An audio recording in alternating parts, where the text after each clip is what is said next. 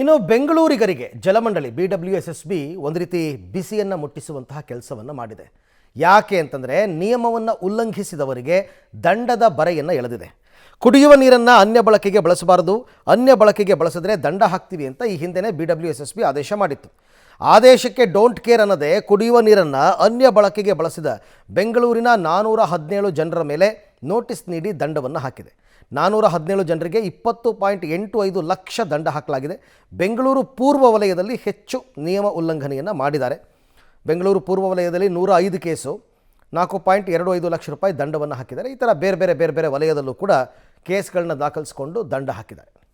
ನಾವು ಪ್ರಾರಂಭದಲ್ಲೇ ಮಾಡಿದ್ದೇವೆ. ಸೊ ಇದಕ್ಕೆ ಕಂಟ್ರೋಲ್ ಬರ್ತದೆ. ಏನಾಗುತ್ತೆ, ಜನರಿಗೆ ಸಾಕಷ್ಟು ಅರಿವು ಮೂಡಿಸಿದ್ದೇವೆ. ಆದರೂ ಕೂಡ ಕೆಲವರು ಈ ಥರ ದುರ್ಬಳಕೆ ಮಾಡಿದರೆ ಅನಿವಾರ್ಯವಾಗಿ ಅವ್ರ ಮೇಲೆ ನಾವು ದಂಡವನ್ನು ವಿಧಿಸಬೇಕಾಗತ್ತೆ. ಇಲ್ಲ, ಅರ್ಧಿ ನಾವು ಕಂಪೇರ್ ಮಾಡೋಕ್ಕಾಗಲ್ಲ. ಈ ವರ್ಷ ನಾವು ಫೆಬ್ರವರಿಯಿಂದ ಮಾಡಿದ್ದೇವೆ ಆದೇಶ.